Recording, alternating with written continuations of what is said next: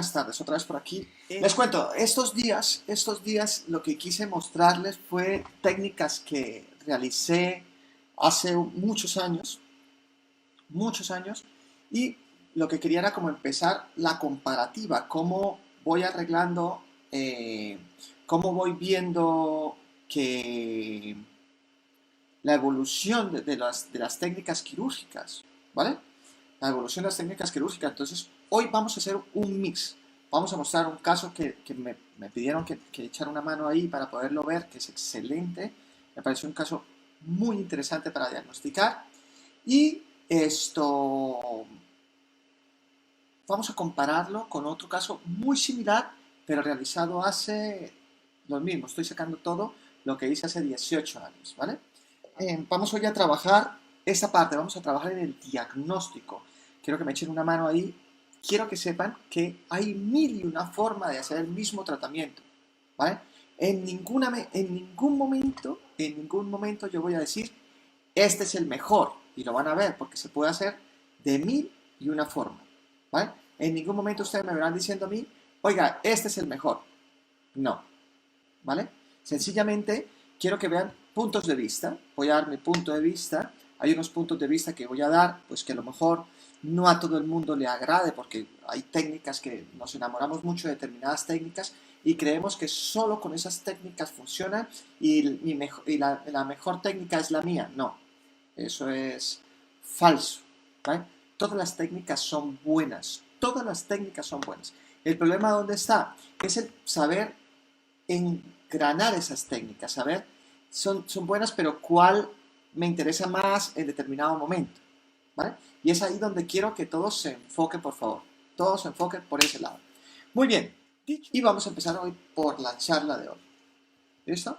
Vamos a hablar diagnóstico y planificación. Y voy a empezar con este caso. Por favor, quiero que abran la mente, porque esto da para discutirlo muchísimo. Vuelvo a decir que no quiero ser reiterativo, pero quiero que quede claro que no tengo yo la verdad absoluta. Lo que yo diga es que se tiene que hacer así. No, hay mil y una fórmula. Yo sencillamente voy a dar mi punto de vista. ¿Listo? Entonces, vamos a empezar a diagnosticar y planificar con una ortopanta, cosa que es lo que yo les mostré que antes hacíamos nosotros muy a menudo. Miremos este caso. Esta es una ortopanto. Lo más probable es que este alcance una discrepancia, un 20%, quiere decir que es una ortopanto bastante bien, bastante buena la ortopanto esta. Por norma, ustedes vieron que antes trabajábamos con unas ortopantos terribles.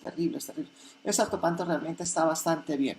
Pero claro, primero tenemos que aprender a analizar la ortopanto. Hay tantos temas que me gustaría mostrarlos todos de golpe, pero de verdad me gustaría mostrar muchos temas de golpes, pero voy a ir muy paulatinamente. Y uno de los temas muy interesantes es aprender a leer la ortopanto, ¿vale? Créanme que por experiencia sé que no todo el mundo sabe leer una ortopanto, ¿vale? Por ejemplo, esta nube que hay aquí es la típica nube que nos confunde, ¿lo ven?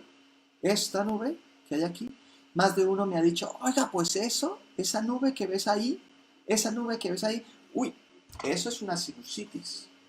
No, cuidado, ese es los cornetes, ¿vale? Entonces, cosas como esa pues tenemos que aprender a manejar muy bien. Oiga, y esta línea que se ve aquí, es una continuación de la línea de las fosas nasales. Entonces, lo que hice fue, bueno, voy a hacer un pequeño esquema y lo que aquí tenemos, pues tenemos lo que es el hueso remanente, su parte oclusal, su hueso remanente, ¿vale? Y posterior a ello, ¿qué tenemos? Lo que es el piso de las fosas nasales, ¿vale? Aquí vemos el piso de las fosas nasales. He señalado la pared anterior de las fosas nasales, bastante bien.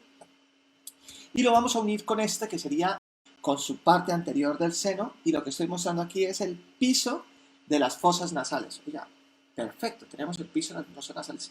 Para aquellos que se le ha olvidado un poquito o lo quieren recordar, esto que normalmente lo denominamos la famosa Y invertida.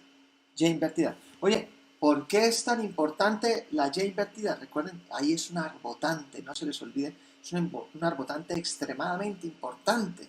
Si llegáramos a colocar un implante justo ahí, sería un implante tricorticalizado.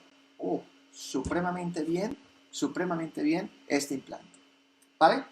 Muy bien, lo que quise mostrar aquí es, ya tengo una base para poder construir. Si hubiese operado solo con esta ortopanto y hace años, solo con esta ortopanto yo hubiese dicho, oye, mira, voy a poner 2 pterigoides, arbotante posterior, 2 arbotantes medias, parece bastante bien, y 2 arbotantes anteriores.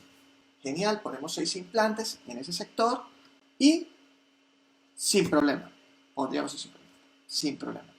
Eso sería un diagnóstico si quisiéramos hacer con una ortopanto. Podría colocar los implantes ahí o podríamos hacer otra cosa, pero realmente ahí yo puedo ya trabajar, ¿vale? Con esta ortopanto. Pero vamos a mirarlo un poquito, vamos a ver dos posibilidades. La primera posibilidad, oiga, mira, prefiero hacer una elevación de seno, ¿vale? Y colocaría, como en este sector hay muy poco hueso remanente, pues haría una elevación de seno, una elevación de fosas nasales. Bastante interesante. 2 elevaciones de seno, una elevación de fosas nasales y coloco mis implantes, sería muy interesante. Pondríamos unos implantes aquí aproximadamente dentro de 6 meses, ¿vale? 2 implantes aquí en las arbotantes medias, parte en el arbotante, parte en el seno para que me dé esa tricorticalización. Sería excelente, ¿vale? Y colocaríamos estos 2 implantes en el sector anterior, uno con una elevación de seno y una elevación de fosas nasales. Y esto sería un trabajo excelente también, ¿vale? Pero nos podemos plantear diferente. Dice, oiga, mira, vamos a hacer una cosa, hago mis 2 elevaciones de seno, ¿vale? Hago mis 2 elevaciones de seno, coloco mis implantes, pongo mis implantes en el centro, pero en vez de hacer esa elevación de seno de fosas nasales, esa elevación de fosas nasales, lo que yo hago es coloco un implante más corto, más fino y más corto. Por consiguiente, hemos visto esas 3 opciones con la ortopanto. Puedo pensar en arbotantes, arbotante posterior. Por norma, en arbotantes posteriores utilizamos implantes cilíndricos debido a que este hueso es extremadamente poroso. Entonces utilizamos implantes cilíndricos. Todo lo que son las arbotantes medias, por norma, yo, y hablo en primera persona, utilizo implantes cónicos, sobre todo cuando hay una reabsorción transversal. Y eso me encanta, ¿vale? Oiga, ¿cuál es el concepto de fosas nasales? ¿Vale? El concepto de fosas nasales es una alternativa cuando nuestro frente anterior es relativamente corto. Entonces lo que nosotros hacemos es con la misma, como si fuéramos vamos hasta fondo de vestíbulo y justo fondo del vestíbulo hay una entrada y a su vez hay como una deficiencia, una concavidad, la palabra que está buscando, una concavidad y ahí mismo termina el hueso. A partir de ahí empiezan las fosas nasales. Entonces lo que hacemos es como si fuéramos a hacer una elevación de seno con una diferencia que este tejido es todavía más rígido, o sea, es muchísimo más fácil. Me acuerdo en una charla, un curso que estuvimos, me preguntó, oye, ¿y si rompo? Dice, pues rompa, porque yo nunca lo había visto roto, porque es un tejido extremadamente grueso. Yo en todas las veces que hemos hecho nunca he visto una perforación, pero y si la hubiese, tampoco me preocuparía, ¿vale? Colocaría el tejido, no haría la regeneración, colocaría el tejido y no pasaría absolutamente nada. Lo que sí, al haber hecho ese levantamiento de fosas nasales, lo más probable es que tenga algún tipo de epístasis, algún tipo de sangrado. Levantamos estas fosas nasales, solo podemos levantar un promedio de entre 3 y 5 milímetros. Alguna literatura dice todo lo contrario, entre 3 y 4 milímetros, 1 milímetro arriba, 1 milímetro abajo, ¿vale? Entonces, es una alternativa que nosotros colocamos como alternativa. En cuanto a densidometría, una de las cosas es muy claro que voy a irme me imagino que fue aquí cuando me pidió la densidometría. Pedirle densidometría a esta ortopanto es muy difícil. Ahora sé que ese caso hablaremos con el TAC. Pero lo que sí le puedo decir que en el sector posterior, en esa arbotante, la más distal de todas, la arbotante distal, posterior, el hueso es extremadamente poroso. Por eso la técnica que buscamos son técnicas de condensación e intentamos buscar la pterigoides, buscando esa bicorticalización. Por lo menos que una espira alcance a enrollar un poquito en ese pterigoides, ¿vale? Eso sería lo ideal, pero tengo que serle honesto.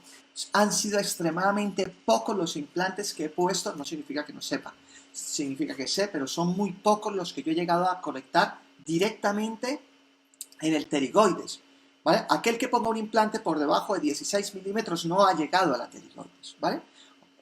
Creo que la próxima semana hablaré de arbotantes y cuando hable de arbotantes hablaré de pterigoides y mostraré la técnica. Sí es cierto que muchas veces colocamos implantes pseudopterigoides, quiere decir, con un perfil hacia el pterigoides, pero que no llega a la pterigoides. En un hueso extremadamente poroso, la única forma que podemos hacer es una condensación bastante fuerte. ¿Cómo se hace una condensación bastante fuerte? Fresa de lanza, fresa un poquito de la 2,8 e inmediatamente colocamos un implante de 4x16. Este implante está escogiendo un hueso extremadamente poroso y está haciendo una condensación bastante potente, que solo se debe hacer ese tipo de condensaciones en huesos extremadamente porosos como es este caso, ¿vale? Entonces, como alternativa, es una muy buena alternativa. A nivel del pterigoides, si realmente hacen un pterigoides real entre 18 y 22 milímetros, sí es cierto que en la parte de arriba está la arteria maxilar, está bastante arriba, ¿vale? Sí es cierto que la literatura dice, oye, tengan mucho cuidado porque podemos romper la arteria maxilar, pero también tengo que serles honestos que para llegar a colocar un implante de 18 y 21 milímetros ya tienen que controlar bastante, ¿no? En primer lugar. Y en segundo lugar, el que ponga 18 milímetros es porque tiene el tacto. Perforar esa cortical a nivel del pterigoides se siente muchísimo antes de perforarla, o sea que se siente bastante bien. Aún así, si buscan literatura, ¿qué pasaría si rompen la arteria maxilar? Y lo explica muy bien en el libro de complicaciones, que lo debería tener por aquí, que no lo tengo, lo explica muy bien y dice que sencillamente colocar el implante, ¿vale? O sea, ojo, yo siempre pensé todo lo opuesto. No. Comenta que colocar el implante. ¿Listo? Como complicaciones, yo creo que la más común y es la que más he visto y por la cual más me han contratado es que piensen que están en el pterigoides y lo que hacen es colocar el implante en el seno, ¿vale? Colocan el implante en el seno, medio sujeto y en los cuales de 2-3 meses, pues el implante está metido en el seno propiamente dicho, ¿vale? Yo creo que esa es la complicación como tal, más la que yo más he visto, más no la que la literatura la tome como algo grave. La literatura lo habla como algo grave, la arteria maxilar, ¿vale? Muy bien, esa es la posibilidad. La elevación de fosas nasales no es la elevación del seno, que hacemos ese bulto así, no. Son, vuelvo y le digo, dependiendo del libro, de 3 a 4 milímetros, otros permiten el 5 milímetros, es extremadamente poquito, no interfiere, ¿vale? No interfiere. Un implante corto y bicorticalizado, sabemos que un implante bicorticalizado tiene 3 veces menos posibilidad de que se caiga, tiene un muy buen anclaje, ¿vale? En este caso, lo que estoy tratando de hacer con estos casos que estoy mostrando es buscar diferentes alternativas, ¿vale? Ya después, si quieren, les muestro yo qué haría, pero por ahora lo que quiero es, como les digo a mis amigos, a mis alumnos, es abrir la mente. Lo único que busco es que abran la mente, que vean otras posibilidades. Que la queramos hacer o no la queramos hacer, la discutimos al final de la charla, si es el caso. Pero ahora, lo único que busco es ver alternativas. Y esta es una, como la que estoy viendo ahorita, ahí ver implantes en arbotantes está bastante bien, ¿vale? Implantes en las fosas nasales no es una mala alternativa, es una alternativa diferente. Ahora les voy a mostrar otra todavía más diferente. Muy bien, vamos a ver ese mismo paciente, pero ahora vamos a verlo desde una CBCT, ¿vale? Entonces vamos a diagnosticarlo ahora con otra imaginación. ¿Listo? Recuerden lo que hemos dicho. Solo abriendo este tag, solo abriendo 3D, ya vemos la tabla, la parte anterior que es en filo de cuchillo. Por consiguiente, ya tenemos que estar discutiendo todo lo que hemos hablado. Yo lo que quería era mostrar la diferencia entre diagnosticar con un ortopanto y diagnosticar con un TAC, con un computarizado, ¿vale? Sí, lo que digo, son alternativas, son alternativas. No voy a decir cuál es la mejor, no. Pero bueno, me dan ya la ortopanto en la parte superior y me dicen acá, concéntrense en aquí, me dicen el corte donde estoy. Lógicamente no me pasaron todo el tag, me mandaron muy buenas capturas de pantalla de lo que estamos viendo, ¿vale? Pero prestar atención a este detalle. Y aquí nos encontramos algo muy interesante, y me encantó esta radiografía, me encantó porque este trabajo como que lo tiene todo. Miremos acá, mirar qué hay ahí. ¿Recuerdan qué hay eso? Esa es lo tenemos todos claro.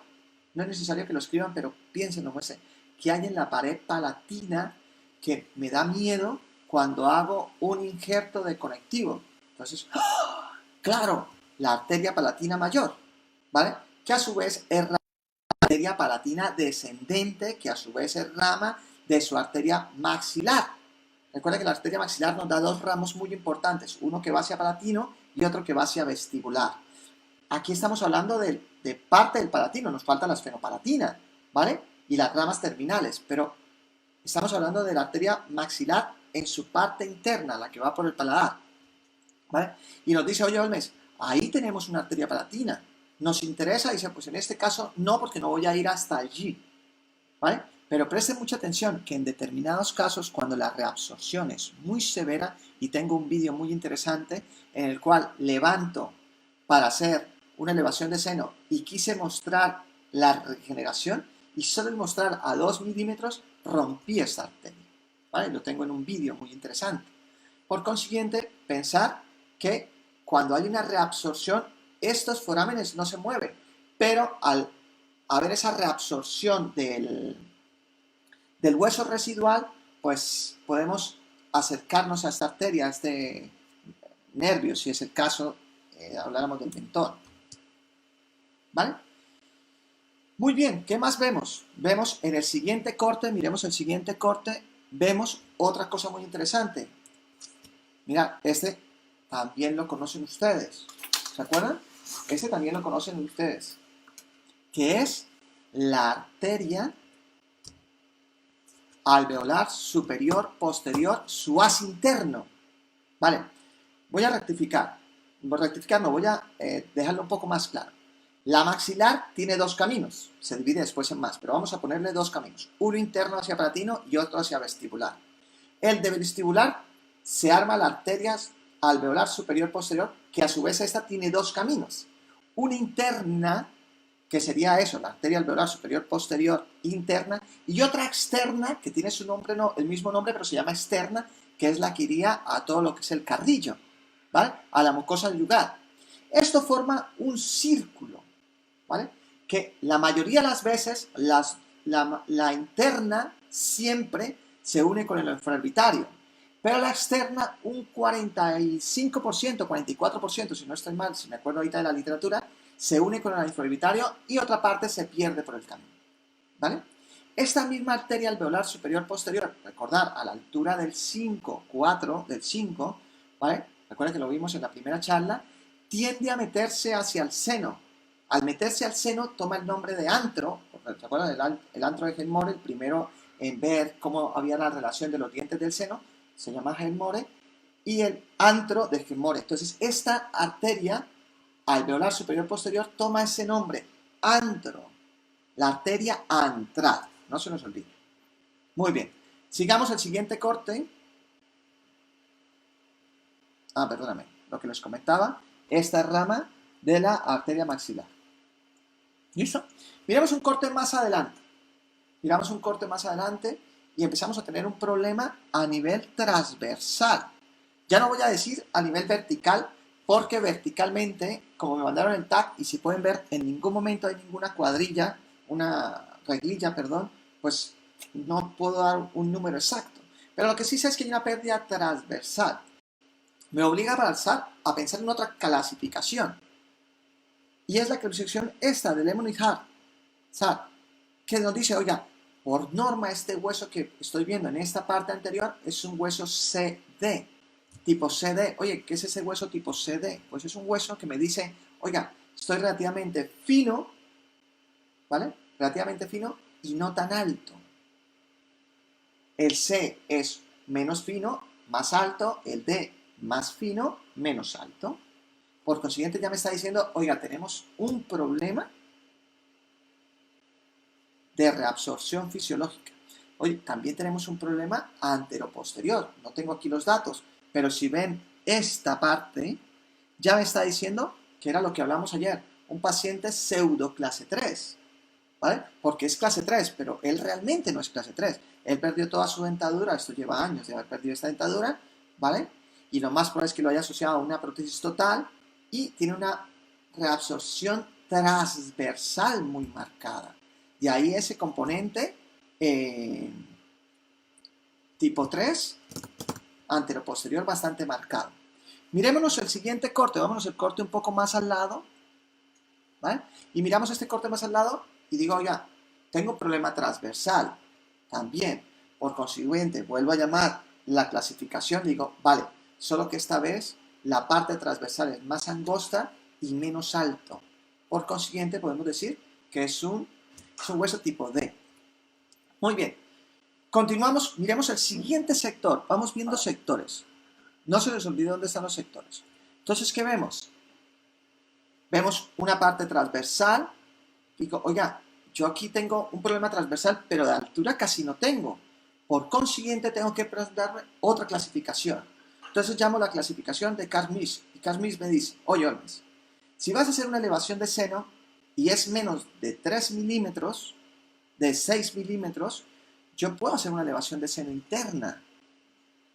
Entonces yo digo, vale, pues entonces eso le vamos a llamar una clasificación entral 3. Quiero decir, puedo hacer una elevación de seno interna, perfecto. Pero me dice, oye, Olmes, tiene B, no es A. B que me dice, oiga, que tengo un problema transversal. Por consiguiente, hacer una elevación de seno interna cuando transversalmente no tengo hueso suficiente, pues no deberíamos ni siquiera intentarlo, porque si lo intentan y hay una fractura de la tabla vestibular, van a tener un problema. Entonces, ya veremos cómo lo diagnosticamos. Después, aprovechando, me encuentro con este detalle. Y me gustó este detalle. ¿Vale? Espero que todos hayan visto ese detalle, porque apenas se me abrió a mí la página, lo primero que llamó la atención fue ese detalle. Y este detalle me baso en otro principio, ¿vale? Que es el 5% de la población tienen de 2 a 5 cavidades, formadas por septum, parciales o totales, ¿vale? Alguno me podrá decir, oye, Olmes, eso es una calcificación, y no voy a discutirlo, porque también puede ser una calcificación. Necesitaría otro TAC más complejo, más completo para saber si es calcificación o no. En este caso me voy más porque es un septum, una cavidad, ¿ok? Ahora muestro lo que yo considero, recuerden que yo hago cirugía, no soy experto en senos, por lo menos no en el diagnóstico, ¿vale? De seno maxilar como tal. Pero ahora vamos a ver en el siguiente corte, miremos este siguiente corte. El siguiente corte nos dice que esto sí puede ser una calcificación. ¿Ven la diferencia? Esto sí tiene pinta de una calcificación. Es un cuerpo adherido a la mucosa, ¿vale? Un cuerpo adherido a la mucosa que no va tan continuo como el otro. El otro, si se fijan acá, está totalmente continuo, ¿vale? Por consiguiente, a este, yo digo que ese es parte del septum, de esas cavidades, y este que está individual, miradlo acá, muy bonito, pensaríamos en que es una calcificación. ¿Correcto? Y esto es lo que nos entregaron. Ahora, sobre esto vamos a intentar construir. ¿Vale? Sobre esto vamos a intentar construir. Y vamos a empezar con una planificación. ¿Correcto? Vamos a empezar con una planificación. Pero ahora ya hemos visto el diagnosticar, ya hemos diagnosticado, hemos visto anatomía, hemos visto... Pero ahora viene lo interesante. Oiga, ¿cómo sacamos adelante a este paciente? Vuelvo a decir, porque sé que a partir de aquí en adelante, va a haber muchísimo conflicto, en el buen sentido. Saben que me encanta la discusión profesional, me encanta, y sé que todos tienen un punto de vista. Yo sencillamente soy un mero moderador y explico lo que hago y las ideas que a mí se me ocurren es lo que yo explico, ¿vale? Entonces, voy a respetar sus ideas, pero también abramos la mente y vemos qué conceptos y me ayudan. Si me falta algo, pues lo decimos. Entonces, miremos, vamos a empezar otra vez con los dos cortes, a nivel del 6-7 y a nivel del 5-6, ¿vale? Cosa que ahí, a nivel del 5, siempre me gustan hacer por ahí, a nivel del 5 yo entro haciendo las arbotantes medias, ahí coloco el implante en la arbotante. Pero miremos primero el 6. En el 6, ¿qué podríamos pensar? Oye, pensamos en hacer una... retiramos la tabla y la puse en rojo porque quiero que quede ahí, quiero que piensen en esa tabla, ¿vale? Quédense en esa tabla. Imagínense que yo me quedé con esta tabla en la mano y la tengo aquí. Está en rojo, no se le olvide el color, esa tabla en rojo. ¿Por qué es tan importante? Después ya lo hablaremos, ¿vale? Déjenme esa tabla ahí. Voy a hacer una elevación de seno muy marcada. ¿Cómo marco una elevación de seno? Una elevación de seno que quede perfecta tiene que ir hasta la pared palatina, ¿vale? Sí es cierto que nosotros somos muy dados a decir, la elevación de seno está bien, mira, hacemos la técnica de Valsalva y va bien. Dice, si la elevación de seno está perfectamente ejecutada, no es necesario hacer la prueba Valsalva. El paciente solo respirando ya se mueve. No necesito hacer la prueba Valsalva propiamente dicho. ¿Listo? Y posteriormente rellenaríamos con hueso. Esa es una alternativa en el sector posterior a nivel de 6-7. Hago una elevación de seno común y corriente. Es una alternativa. ¿Vale? Dejémoslo como alternativa. Vámonos un poquito más adelante. En este otro corte, a nivel de 5-6 más o menos. ¿Vale? ¿Por qué no digo 5 o no digo 6? Porque ya hubo una reabsorción anteroposterior, transversal. Por consiguiente, lo que antes estaba aquí, ahora está aquí. Ya las medidas no son tan precisas. Una variación anatómica. ¿Correcto? Pero entonces vamos a mirar el siguiente corte a nivel del 5-6. ¿Vale? ¿Qué pasa? Otra alternativa podría ser, a esto le llamamos una elevación de seno. Perfecto. Vamos a mirar la otra alternativa. La otra alternativa es digo, oiga, vuelvo a colocar en rojo, retiro esta tabla, me quedo con la tabla en la mano, y hago mi elevación de seno perfecta, yendo a la pared la pared interna del seno o la pared externa de las fosas nasales, como lo quieran ver, ¿vale? La pared interna o la pared externa de las fosas nasales. Hago mi elevación de seno muy bien hecha, ¿vale? Coloco mi huesito y hasta ahí sería una elevación de seno. Pero estaríamos yendo en contra de lo que nos dice lo que hemos hablado ahora, la parte transversal. ¿Listo? Entonces, ¿qué hago? Voy a hacer una regeneración transversal en el mismo acto quirúrgico. Coloco mi membrana, hueso, cierro. Entonces, ahora esto le vamos a llamar, ¿vale? Una elevación de seno maxilar y una regeneración transversal. Oye, Alves, ¿cuál es mejor? Vamos a discutir ahí. ¿Cuál es mejor? Cada una tiene su ventaja y su desventaja. Por ejemplo, si hago una elevación de seno pura, como es este caso, lo primero que estoy haciendo es, voy a llevar este caso, número 1, en el número 2, en este caso, no sé si se ve perfectamente el cursor, ¿vale? Aquí en el caso número 2, si yo retiro esta parte de cresta y hago la elevación de seno, tengo una ventaja muy grande, y es que gané tiempo, ¿vale? Gané tiempo. En el buen sentido, gané tiempo no es la palabra, voy a rectificar, no es gané tiempo. Si retiro esto, hago solo la elevación de seno, y no tengo ningún compromiso adicional. Eso es lo que gano. ¿Qué pierdo? Oye, pierdo una dimensión vertical. Hago el paciente que va a tener unas coronas clínicas muchísimo más grandes. ¿Vale? ¿Lo asumo o no lo asumo? Voy a decir que no lo asumo. Quiero un paciente más estéticamente mejor a nivel vertical. Entonces yo digo, listo, voy a hacer esta regeneración. ¿Qué gano? Oye, gano verticalmente, gano bastante, 5 o 6 milímetros gano, o sea, excelente. ¿Qué pierdo? ¿El paciente está dispuesto a no llevar prótesis? No lo sé. Es una cosa que es de su paciente, no mío. ¿Vale? Es una cosa que no lo sé. El paciente tiene que decidir si pone o no pone prótesis. Oiga, no va a llevar prótesis. Perfecto, póngale esta regeneración es muy buena, muy interesante, con la complicación que por lo menos, entre 5 y 6 meses sin prótesis. Sería lo ideal. ¿Listo? Vámonos a pensar desde el punto de vista un poco más adelante. Tengo el corte del lado derecho y del lado izquierdo. Lado derecho, lado izquierdo. ¿Qué puedo pensar? Dice, bueno, mira, Albert, lo primero que voy a hacer es una regeneración, ¿vale?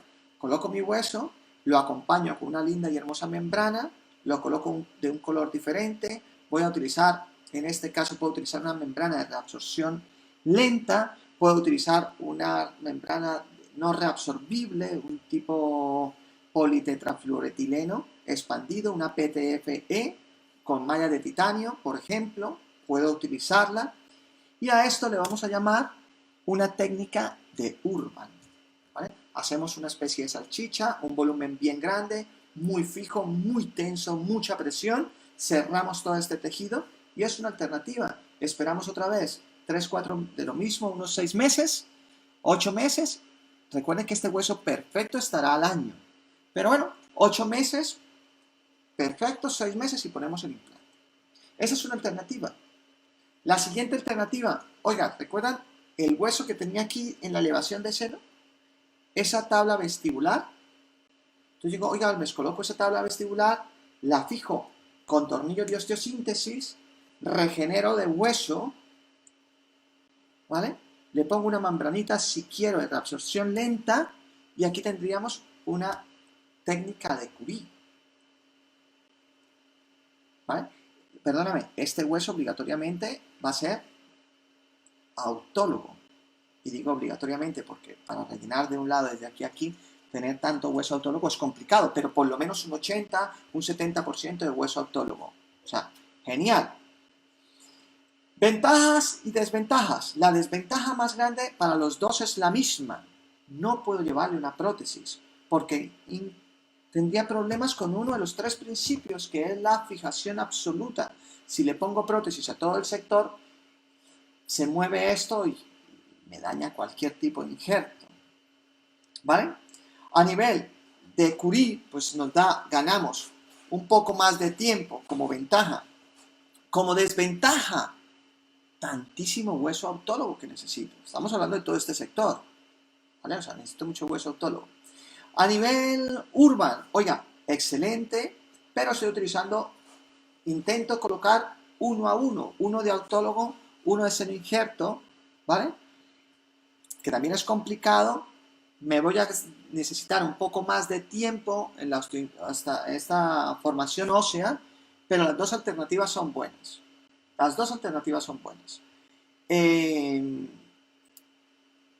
Como complicación, las dos tienen otra complicación muy complicada, otra complicación muy grande, que es el cierre primario de toda esta zona. Hay que controlar muy bien el cierre primario. ¿De dónde consigues y cómo tanto hueso autólogo? Si se fijan, en la primera ortopanto yo hubiese cogido hueso autólogo porque hay bastante en la parte posterior, el paciente sí tiene. Me iría a las ramas si quisiera coger hueso autólogo, ahí hay bastante hueso autólogo. Miremos la ortopanto. Según lo que tengo aquí de la ortopanto, pues tengo suficiente hueso autólogo desde aquí hasta aquí. Yo creo que ahí tengo bastante hueso autólogo. Tengo bastante, ¿vale? Un buen rascador, un muy buen rascador, y tienen hueso. Hay bastante hueso, y ahí lo cogeríamos. ¿No usa bloque autólogo de mentón? Sí, no, espérate. También puedo pensar en injerto de mentón, ¿vale? El problema del injerto de mentón es que para un volumen tan grande el injerto de mentón se queda muy corto.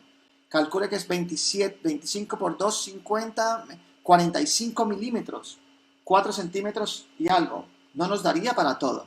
Por eso Curie el mentón lo corta en 4 láminas, ¿vale? 4 láminas. 40 por 4, 160 milímetros nos daría Curie para hacer un encofrado. Es una alternativa, yo estoy dando alternativas, ¿vale?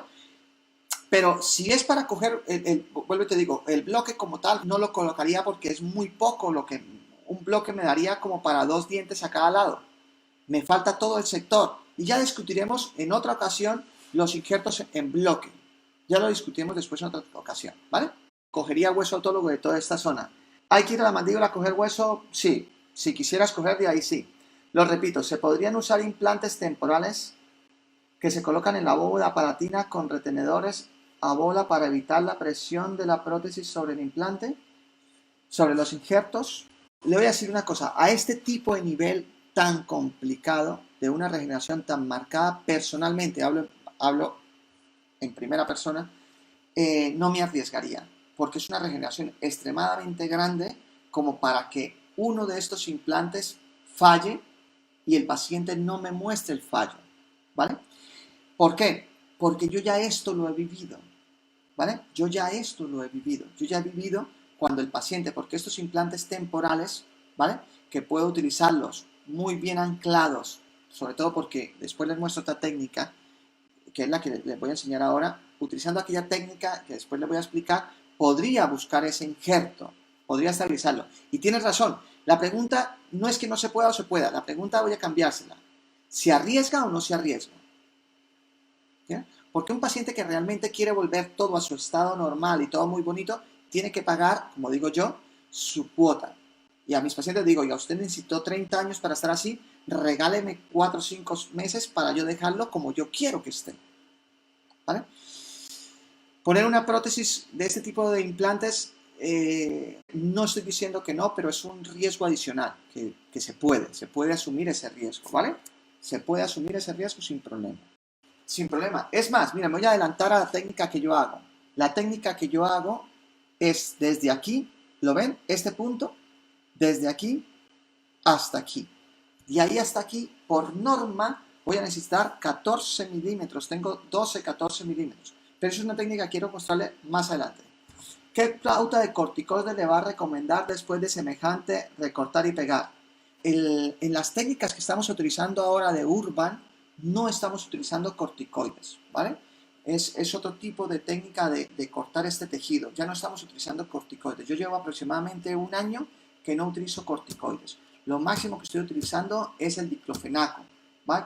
Como una alternativa a la inflamación. Esto no significa que pacientes no se me han inflamado, lo que significa que ahora con la nueva técnica de corte de periósteo, que lo que hacemos es un camino, ¿vale? Y en este tipo de pacientes, que cuanto más amplio es el injerto, menos corte tienes que dar, porque levantas todo hasta fondo vestíbulo y tiende a ceder mucho más. Y no cortamos en músculo, cortamos a 3-4 milímetros de la línea queratinizada, cortamos y ganamos. Pero no buscamos ese corte profundo que antes hacíamos, como las cirugías que les mostré en estos días, esos cortes que hacía que el paciente se inflamara bastante. Ahora todo lo contrario, son como unos rieles para que el tejido ceda mucho más fácil y minimizar esta inflamación. ¿Correcto? Entonces, por norma no estamos haciendo, no estoy haciendo corticoides. ¿En las barreras se puede poner prótesis? Sí, lo nuevo que están haciendo de barreras se puede poner. Déjenme y discutimos más adelante parte del tratamiento porque también voy a poner barreras. Muy bien, estábamos aquí, habíamos hablado de 2 tipos de técnicas. ¿Vale? Yo no he dicho todavía ni quién es mejor ni quién es peor, quiero que quede claro, estoy dando alternativas. Muy bien, vamos a hablar de las barreras oclusivas, ¿vale? Las barreras oclusivas que tenemos es una barrera, es una estructura que se hace por ordenador, ¿vale? Mecanizado, y en el cual vamos a colocar un coágulo. Esta técnica ha variado muchísimo, muchísimo, no voy a entrar en discusión de esto, quiero que quede claro que no soy muy amante de estas 2 técnicas que voy a hablar como tal, ¿vale? En una porque creo que falta mejorar una serie de cosas, y en la otra porque, ahora lo explico la otra y el por qué, ¿vale? Este tipo de técnica lo que va a buscar es que gracias al coágulo empiece una formación ósea, empezando desde lo más pegado al hueso y empiezas a formar por planos. Desde el punto de vista histológico eso es real, ¿vale? Desde el punto de vista histológico es real. Lo que pasa es que lo explicaba muy bien, no sé si fue la primera o el segundo día, con la técnica de Troas, que decía, si yo soy capaz de tener una cavidad de 5 paredes selladas o 6 paredes sellada herméticamente, se va a formar hueso, quieras o no quieras. ¿Dónde está el problema aquí? Que el hermético no funciona. Así de claro. Buscar un sello hermético en la boca, permítame decirle que es extremadamente complejo. Entonces, si es cierto, podríamos aquí durar mucho tiempo hablando de que ahora están lavando y tal, pero en el momento que laven, ya no están cumpliendo la literatura perfecta del sello hermético en formación de hueso. Por eso se han tenido una serie de problemas y un día, y espero pronto entrar en una discusión profesional de esto, porque tengo casos, tengo todo para mostrar cómo se comporta, ¿vale? Entonces, yo, y el que me conoce sabe que no estoy muy a la labor, no estoy diciendo que sea malo, estoy diciendo que hay técnicas que me gustan más predecibles. Después tenemos este otro tipo de técnica que ahora está muy de moda, las modas, que cosa que yo odio, está muy de moda, que es hacer regeneraciones con foil y material. Significa, colocamos el foil y este foil vamos a colocarle un material. Esto básicamente, lo que nos dicen aquí, es una barrera no reabsorbible, ¿vale? Es una barrera no reabsorbible. Ventajas y desventajas. Su mayor ventaja, como cualquier barrera no reabsorbible, es que me mantiene todo en su tiempo, en su espacio por tiempo. Además, podemos decir que es algo más rígida que una barrera convencional, ¿vale? Hay unas barreras de titanio, estas miden, no sé si son 0,2 o 0,4, pero hay barreras de 0,1, 0,2, 0,4, 0,6, 0,8. O sea, el calibre lo pueden escoger ustedes, ¿vale? El foil no tiene perforaciones. Entonces, hoy escuchaba algo y decía, es que es fácil de retirar, dice, o sea, es que no hay perforaciones. O sea, pongo algo que no se adhiere a nada, que no tiene perforaciones, ¿cómo se quita? ¿Difícil o fácil? Matemática, ¿no? Fácil. Ahora, bajo ese principio, cualquier material que coloques ahí va a funcionar. Cualquier material que va a colocar ahí va a funcionar. Pero les voy a dar una clave. Todos los trabajos que se muestran con este foil y van bien, tiene una cosa muy peculiar, que no tocan los dientes de al lado. Todos los trabajos que yo he hecho con foil y tocan los dientes de al lado terminan contaminándose por un principio básico. No hay selle. Recuerden que estamos hablando de técnica de Troas, un selle perfecto. Al tocar un diente no hay selle. Al no haber selle, tenemos problemas. De todo lo que yo hablo, absolutamente todo lo que yo hablo tengo fotos. No hablo nada, absolutamente nada, porque lo digo. Todo lo que yo hablo lo puedo demostrar.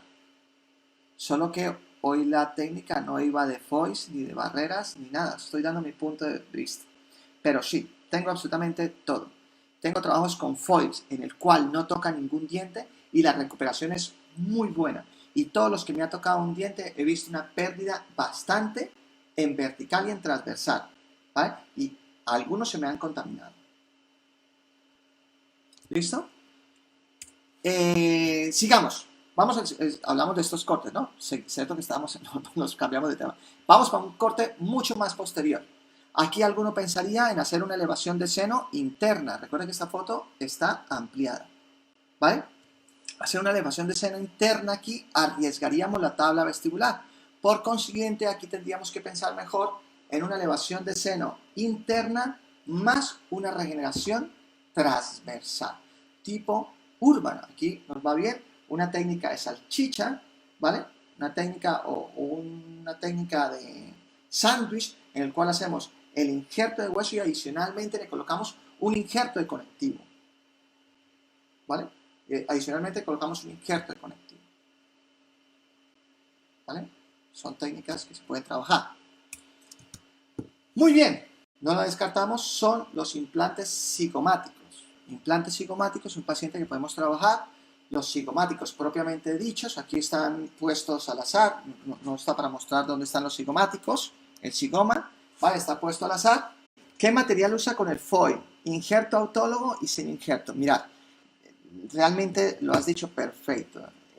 Todo lo que tenga que ver con regeneraciones, el 1 a 1 me encanta, me encanta.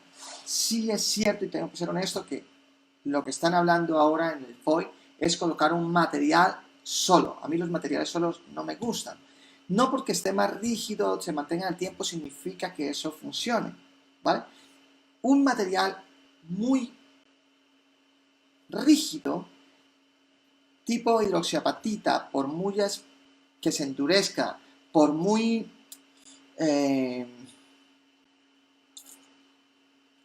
por muy rígida que en ese momento queda, al no permitir la irrigación, me dice que debería combinarlo, porque esto no tiene irrigación.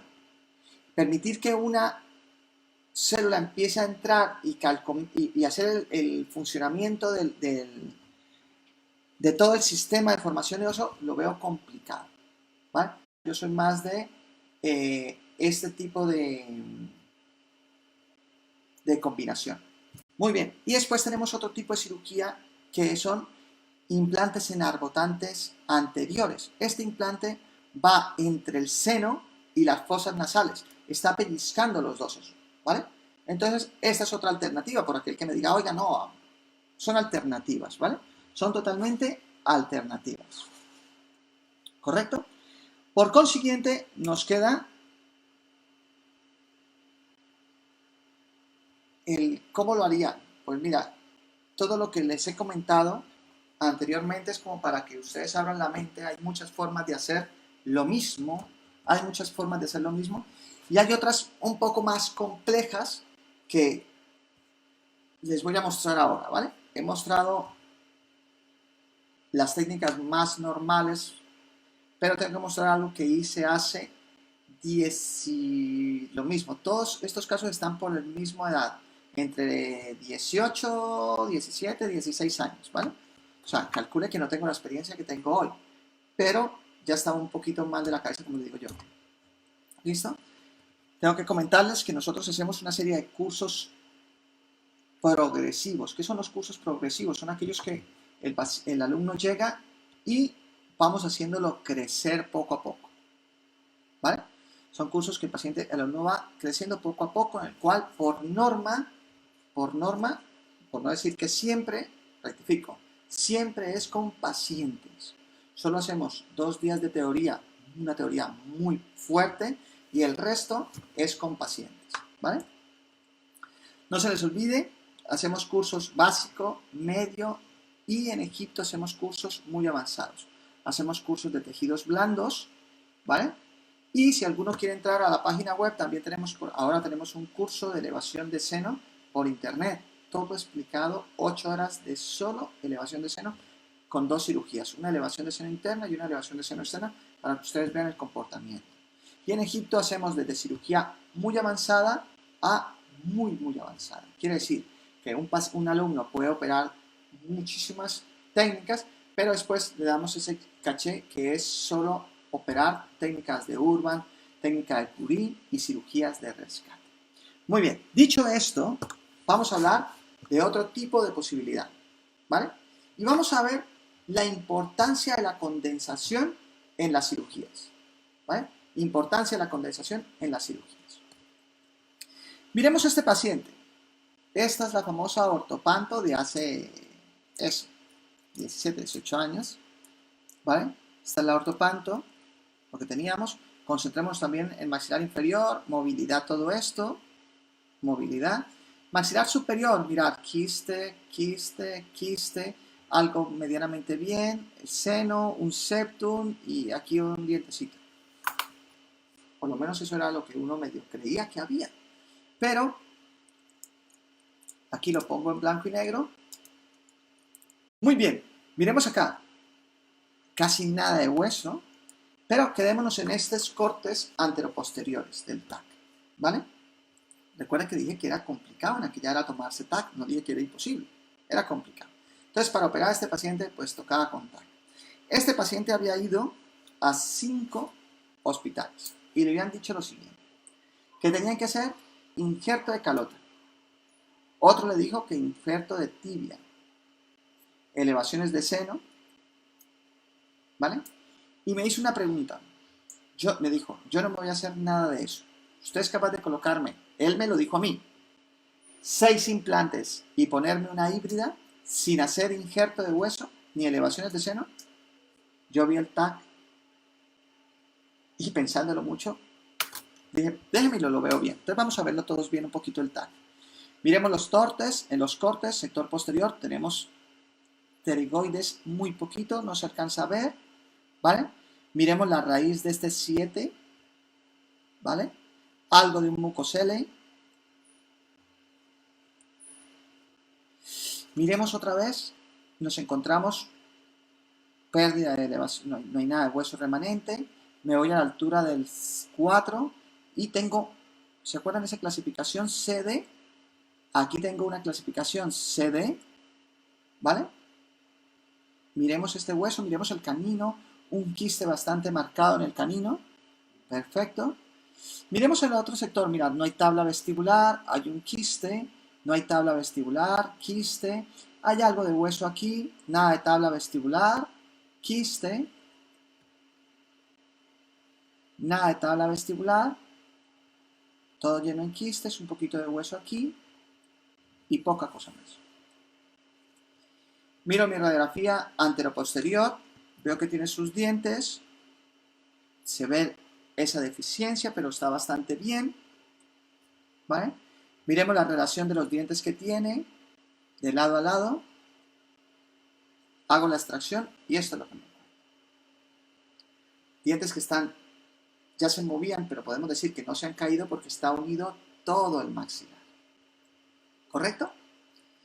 Volvamos otra vez a esta radiografía. Esta radiografía, yo creo que esta lo explica todo perfecto.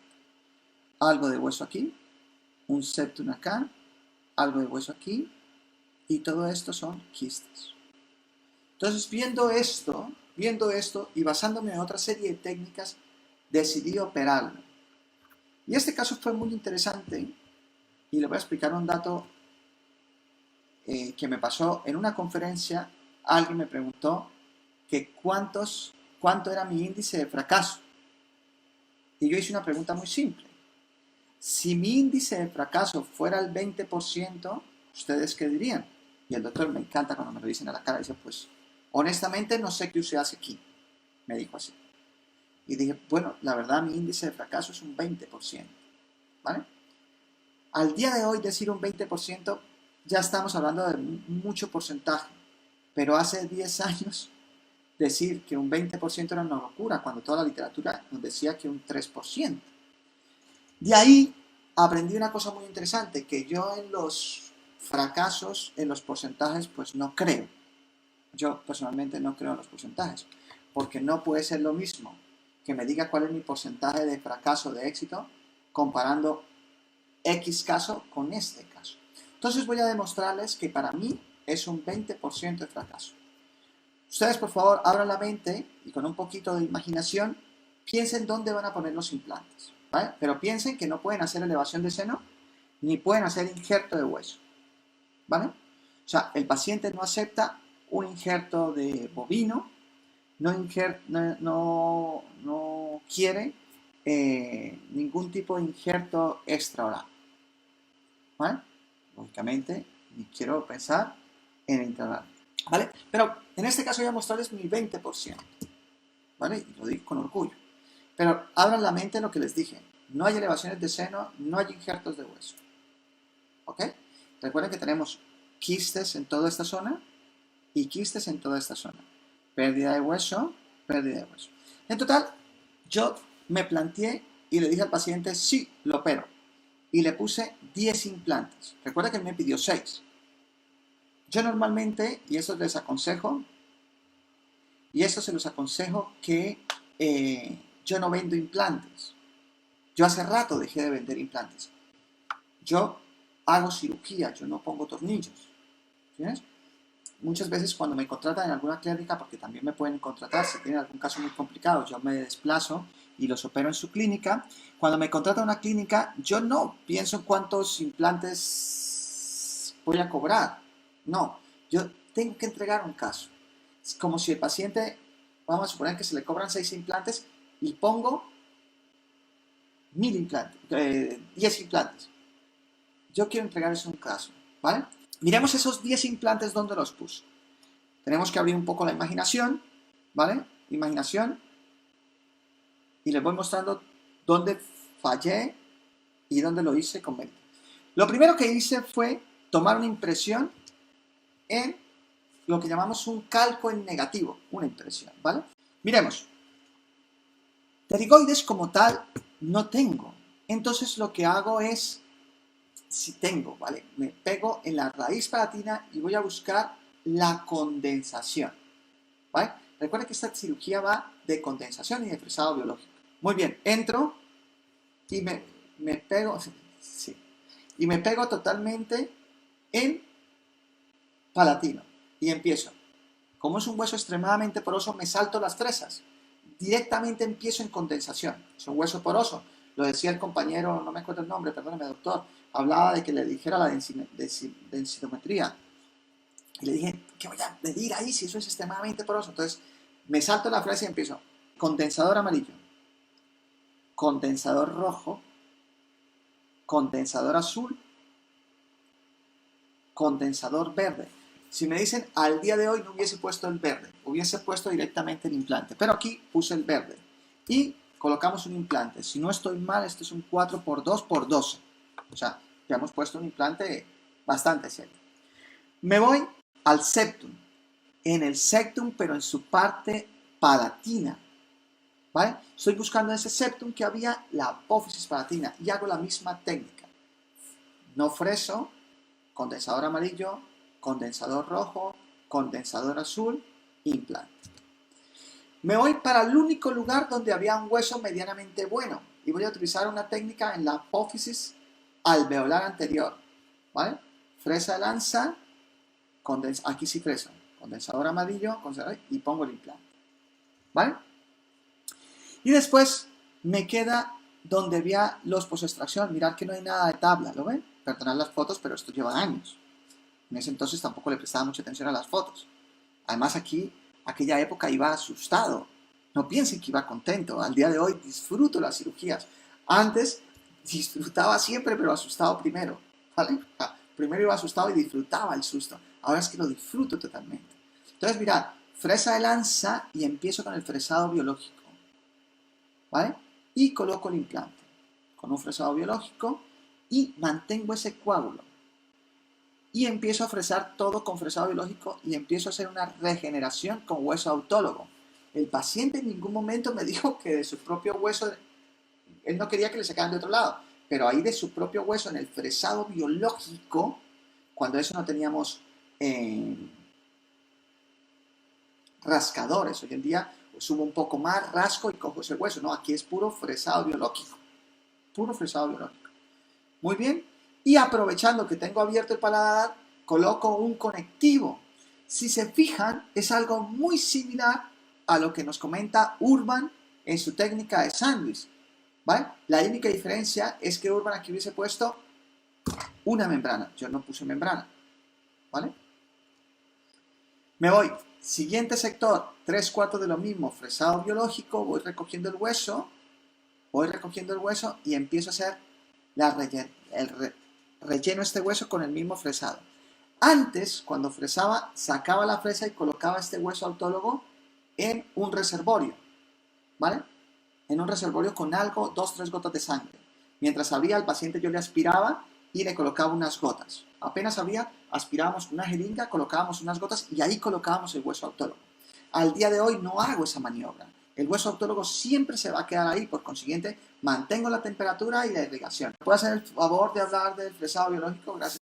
Fresado biológico es una técnica en la cual no utilizamos suero. Recuerda que el suelo es para refrigerar.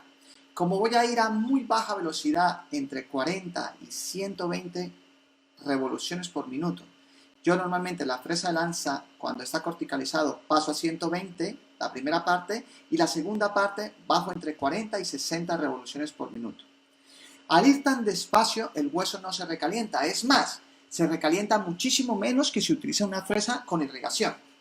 Aquí me va a dejar, cuando saco la fresa, me va a dejar todo el hueso que hemos retirado, como cuando utilizamos un taladro, ¿vale? Con la diferencia que el taladro, la esquirla de hueso pues sale volando. En este caso, el hueso, al ir tan despacio, me queda el hueso en la mano, digámoslo así.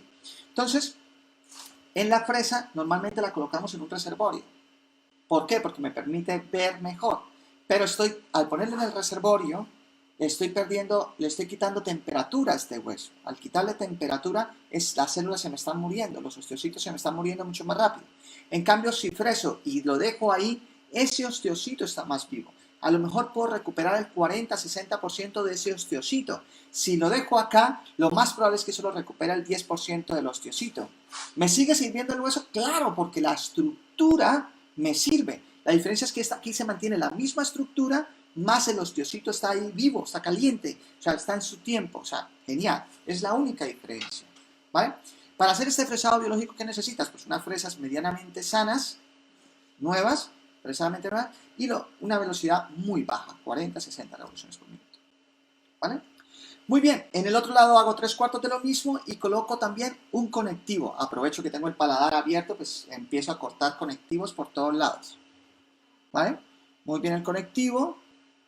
Mirad, no hay tejido queratinizado, muy poquito tejido queratinizado, le doy un poquito de volumen.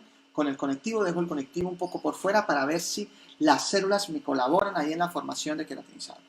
Y colocamos 10 implantes. 1, 2, 3, 4, 5, 6, 7, 8, 9 y 10. Revoluciones por minuto y torque no es lo mismo, ¿vale? Revoluciones por minuto hace referencia a la velocidad con que corto. El torque es la resistencia que hay entre fuerzas. Por ejemplo, esta fuerza quiere ir para allá y esta para acá. Yo doy torque y a ver cuál gana. En el hueso, el implante quiere entrar, quiere entrar, pero los implantes le dicen, el hueso le dice que no. Por consiguiente, a ese acto se llama torque. Sí es cierto que si trabajas a 40 newtons, por lo menos deberás tener entre 40 y 50 de torque, ¿vale? Cuanto mayor velocidad, el torque pierde importancia. Cuanto menor velocidad, el torque tiene mucho mayor importancia. Pero esto lo tengo que explicar de otra forma y es muy complejo explicarlo por aquí. Pero hágame caso, o sea, torque es una cosa, revoluciones es otra. Sí es cierto que hay motores que le das a velocidad y solo sale un dígito, ¿vale? Que es igual torque y velocidad. Por ejemplo, el HWS pones 40 y es torque y velocidad. Si utilizas el de NSK, te da dos valores, torque y velocidad. Tú puedes jugar con cualquiera de los dos que quieras. Me pregunto,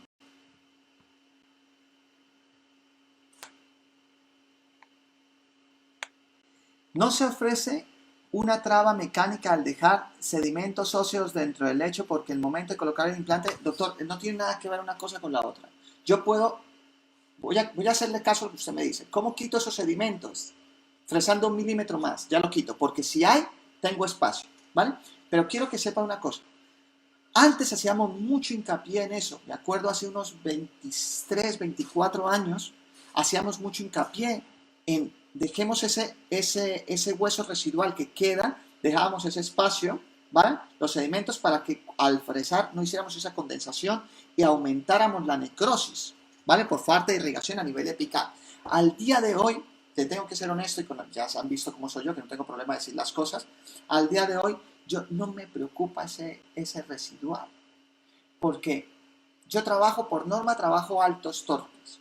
Quiere decir, y esto quiero que quede claro y no me saquen el contexto, que muchas veces me sacan del contexto.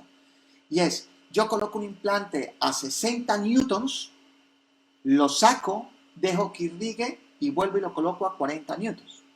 Por consiguiente, ¿qué he hecho? He hecho una técnica de condensación con el implante, ¿vale? Entonces, si haciendo esos niveles tan altos que yo trabajo, preocuparme en la apical, no me preocupo, ¿vale? No me preocupo. Sobre todo que aunque sea el hueso maxilar, Recordar que el hueso maxilar o el mandibular, a partir de los 6-7 milímetros estamos en esponjosa. Sí es cierto que es una esponjosa más dura, ¿vale? Pero supuestamente yo he fresado más para compensar esa condensación de esa mucosa tan dura, de ese hueso tan duro. ¿Vale? O sea, doctor Gómez, aunque la aportación es muy buena, tengo que serle honesto que yo no le presto tanta atención a eso. ¿Por qué tantos implantes, doctora? Cuando usted hace este tipo de cirugías, o yo cuando hago este tipo de cirugías, que sé que estoy arriesgando muchísimo, estoy arriesgando implantes muchísimo, yo prefiero colocar implantes de más. Porque para mí un implante es eso, es un implante. En cambio, el paciente necesita comer. Si se quedan los 10 implantes, no me preocupa. Pero si se me caen 2, 3, quedo de implantes de más para soportar esas cargas. Recuerdo que le digo, yo no vendo implantes, yo vendo cirugía. El que ponga 10 implantes me da más tranquilidad de que si algo sale mal, puedo soportarlo más. Recuerda que esto es una cirugía muy compleja porque el paciente no me permitió hacerla más fácil. Estoy arriesgando muchísimo, muchísimo. Entonces por eso colocamos un poquito más de hueso. Sí, el que utiliza el fresado biológico y de verdad lo sabe utilizar y le saca provecho, sabe que es una alternativa extremadamente buena, sobre todo en regeneraciones. Es extremadamente buena. Muy bien. Como había hecho el calco en negativo, recuerden que tomé una impresión, le hice un medicamento, un material que se llama Structure, le puse un dique de goma y coloco el Structure y retiro. Por consiguiente, en este momento tengo los dientes con carga inmediata. O sea, no solo he hecho los implantes que puse, sino que le he puesto carga inmediata. O sea, arriesgué demasiado, demasiado riesgo, ¿vale? Y esto es lo que le entrego al paciente en el mismo día, quirúrgicamente hablando. ¿Qué pasó? Pusimos este implante, 2, ahí están los 10 implantes. Quiero que se queden en atención en este implante y en este implante. Tengo que ser honestos, la inexperiencia, cuando llegué a este implante, yo ya estaba extremadamente cansado. Extremadamente cansado. No me acuerdo cuánto tardé esta cirugía, pero una cirugía de estas al día de hoy la hago y estoy segurísimo que lo hubiese hecho en la mitad o menos, en un tercio de lo que lo más probable hubiese tardado en ese día. ¿Vale? Cuando llegué a esta cirugía estaba extremadamente cansado y esto es lo que, cuando quité la prótesis provisional. Al quitar la prótesis provisional, parte de los implantes se quedaron, de la sutura se me quedó ahí, ¿lo ven? Parte de la sutura se quedó ahí. Miremos qué pasó. Lo primero, perdí el implante más sencillo de todos, el único que tenía hueso de verdad y no tuve que haber hecho absolutamente nada, lo perdí. O sea, el implante más simple de todos, lo perdí. Y posteriormente perdí el implante de acá. Este implante, tengo que serles honesto, no creo que este implante haya sido porque el hueso no lo permitiera. Aquí tengo que decir que fue un error quirúrgico seguro mío. Un error quirúrgico totalmente mío. ¿Vale? Esto es lo que tenemos con el paciente, esto es lo que le entregué al paciente. Miremos el conectivo que había puesto, cogió todo perfecto. Miramos el otro lado del conectivo, muy bien, sin problema. Y le mandé a hacer una encerado diagnóstico. Mirad, tomé la foto, por consiguiente, presté atención al encerado diagnóstico. Miro mi mordida, perfecto, y mando a hacer lo que en aquella época yo denominaba una híbrida. ¿Vale? ¿Vale? Lo hice con una híbrida, miremoslo ahí, una híbrida. ¿Vale? Recién puesta la híbrida, cuando le tomo la foto de perfil, dice, bueno, hay algo raro, pero pasa. Pero cuando la coloco de perfil, pues había cometido un error tremendamente de perfil. Un error bastante grave. Por consiguiente, me tocó cambiar la prótesis y hacer lo que normalmente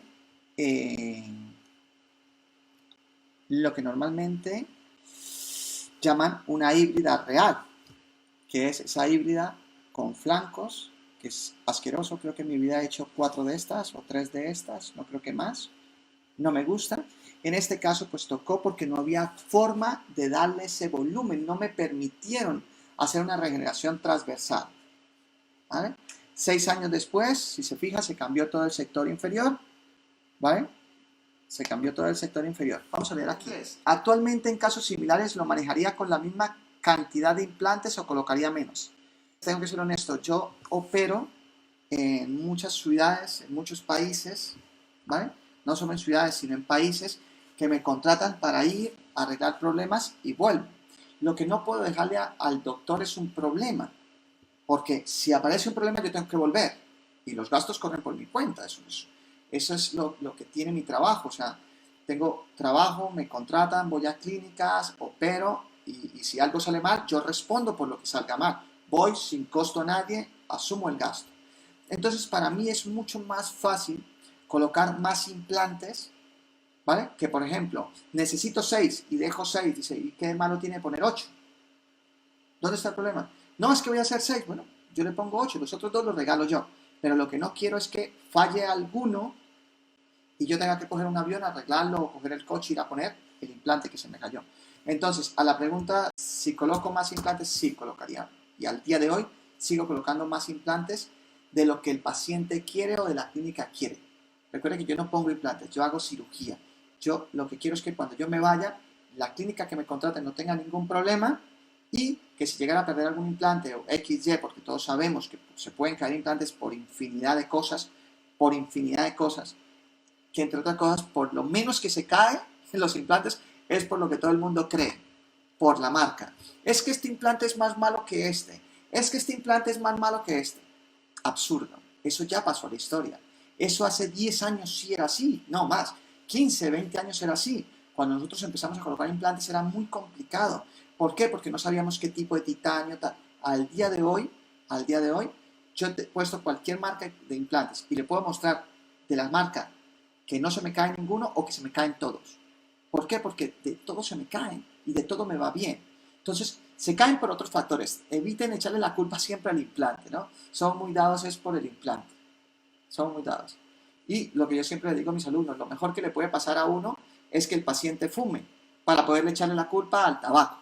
Si es cierto que el tabaco, un paciente fumador se comporta como si fuera un paciente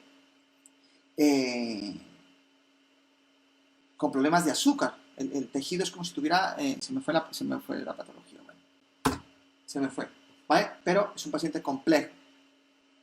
Pero siempre somos dados a echarle la culpa a otro, ¿no? Se puede caer, entonces soy de colocar más implantes. El espacio entre implantes no generó mayor pérdida ósea o un seguimiento a largo plazo en este caso. Vamos a mirarlo. Doctor, la higiene de estas prótesis es terrible. Doctor Polo, estas prótesis terribles. Estas prótesis, la higiene es terrible, terrible, terrible, terrible. ¿Ahora lo haría igual? No, no, no. Ahora lo que pasa es que en aquella época tampoco es que lo hiciera así. Lo que pasa es que en aquella época, con la poca, digamos que no tenía mucho conocimiento, pero hacía regeneraciones transversales muchísimo mal, pero las hacía. Es que en este caso ni siquiera me permitieron eso. ¿Vale? Miremos más adelante, 6 años después, miremos qué pasó 6 años después. Le hago una pregunta, doctor Luis. ¿Crees que estos implantes están muy pegados? Porque yo no los veo pegados. Clínicamente no se ven, radiográficamente sí parecen que estuvieras pegado, ¿cierto? Pero clínicamente no están pegados. ¿Está estable? Está muy estable. Alguno dirá, ¿tiene un TAC? No, no tengo TAC. ¿Tiene un ortopanto? No, no tengo ortopanto. Porque estos pacientes son de otras clínicas que yo operaba antes y si acaso me han regalado las fotos después cuando las han quitado para limpiarlo. Entonces tampoco puedo pedir mucho, ¿vale? Pero la simple hecho de la prótesis, lo que estoy viendo, no me dice que está nada mal. Le voy a decir cómo se lee una foto, ¿vale? Este aro negro que ven, este aro blanco que está aquí, ¿lo ven? Este aro blanco que está aquí, ¿se ve? Este pequeño rojo de aquí, este rojo de aquí, ¿sabe cómo se llama eso? Eso se llama una prótesis colada. ¿Vale? Calcule, vuelvo y les digo, en aquella época trabajábamos más la prótesis colada, los avitamientos era puro, el UCLA lo utilizábamos y lo colábamos, calcinables y lo hacíamos. Pero